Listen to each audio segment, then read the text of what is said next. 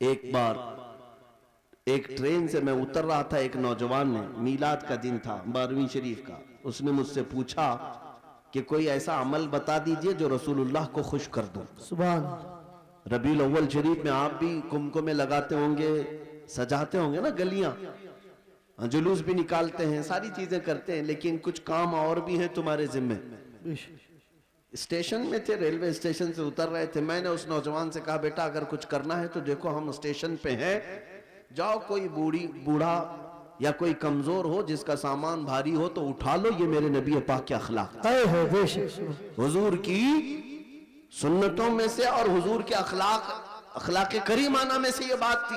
مکہ میں حضور اس بات پر مشہور تھے کہ اگر کوئی بوڑھا سامان اٹھا کر جا رہا ہوتا، نبی پاک خاموش نہیں کھڑے ہوتے، اس کا سامان اپنے کندھے پہ لے لیتے۔ ہاں، حضور اکرم صلی اللہ تعالیٰ علیہ وسلم کے متعلق حضرت خدیجہ الکبریٰ رضی اللہ تعالیٰ عنہ نے بھی یہ فرمایا کہ آپ بوڑھوں کا، کمزوروں کا بوجھ اٹھاتے ہیں، اللہ آپ کے ساتھ برا کبھی نہیں فرمایا۔ میرے عزیزوں، میں آپ کو ایک تجربے کی بات بتا رہا ہوں۔ وہ نوجوان گیا ڈھونڈتے ہوئے، ایک بوڑھی عورت اتر رہی تھی 2 بڑی تھیلیاں لے کر، اس کے پاس گیا کہ اماں جی یہ مجھے دے تو میں پہنچا دوں گا آپ تک۔ پہلی بات میں ظاہر سی بات ہے اجنبی کو کون سامان دے گا؟ اس نے منع کیا کہ بھائی چھوڑ دو، میرا سامان مجھے لے جانے دو، وہ نہیں دے رہی تھی۔ اس نے ضد کیا کہ مجھے دے دیجئے۔ وہ خاتون کہنے لگی پہلے یہ تو بتا تو کولی ہے یا سامان اٹھانے والا ہے؟ ڈریس سے تو نہیں لگتا، کہیں میرا سامان اٹھا کے بھاگ گیا؟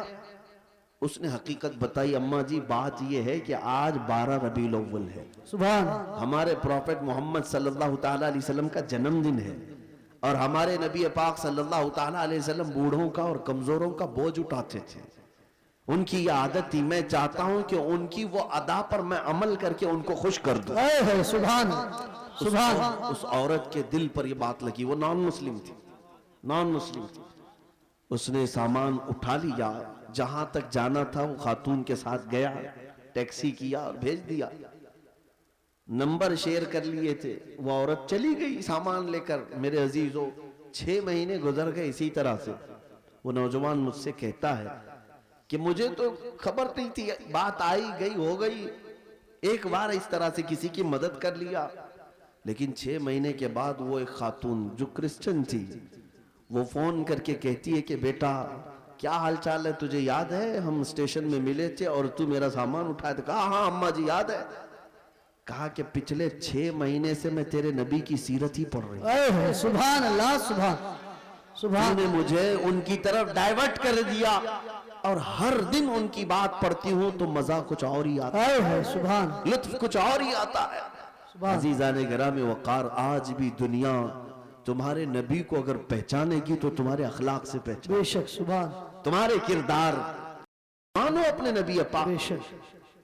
لہذا تمہارے یہ زندگی گزارنے کے طور طریقے ایسے نہیں ہونی چاہیے کہ دنیا تم کو دیکھ کر کے یہ کہے یہ نہایت گندے رہنے والے کہاں کس دین کی طرف بلائیں گے، نہ ان کے ہاں پاکیزگی ہے، نہ طہارت ہے، نہ صفائی ہے۔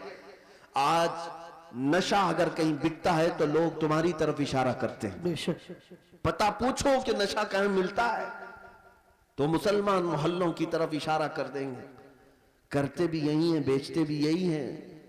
اور میرے عزیزوں سب سے زیادہ جرائم کہاں ہوتے ہیں؟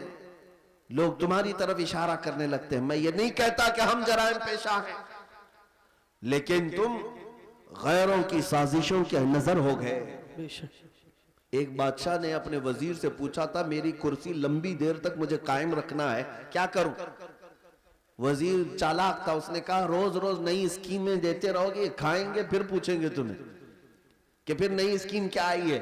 کہا اگر لمبی دیر تک اپنی کرسی قائم رکھنا چاہتے ہو تو ایک ہی کام ہے، اپنی پوری رعایا کو نشہ کھلانا شروع کر دو، اللہ، چرس بھنگ ساری چیزیں ان کو پلانے کی عادت ڈال لو۔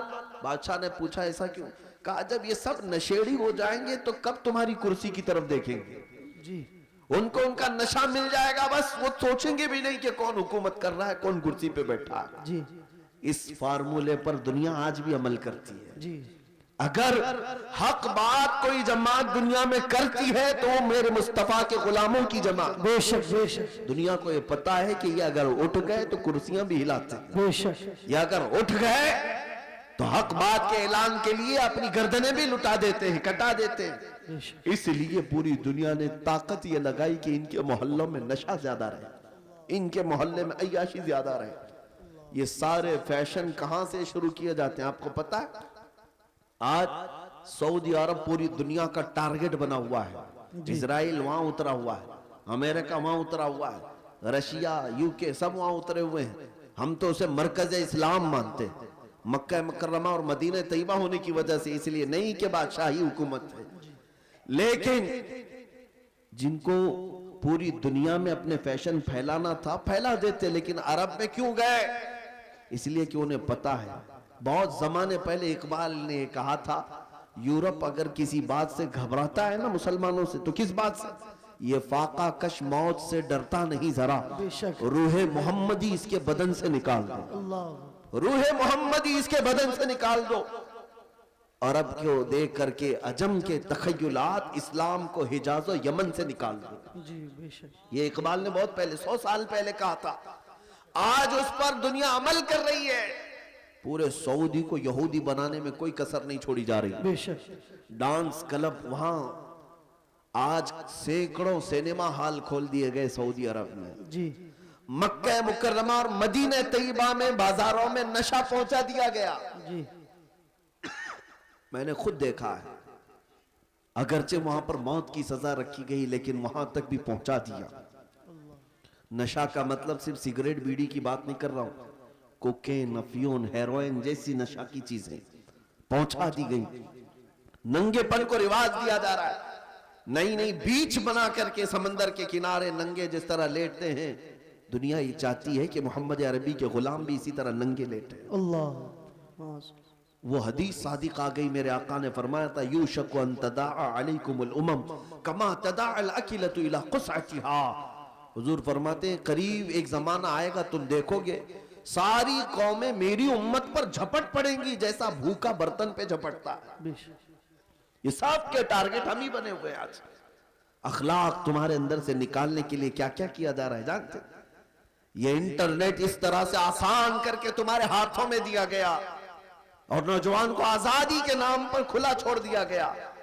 نوجوان لڑکا ہو کہ لڑکی ہو، اسے خبر بھی نہیں ہے کہ تمہارے ہاتھ میں یہ ایٹم بم کی طرح سے ایک ہتھیار آیا ہے۔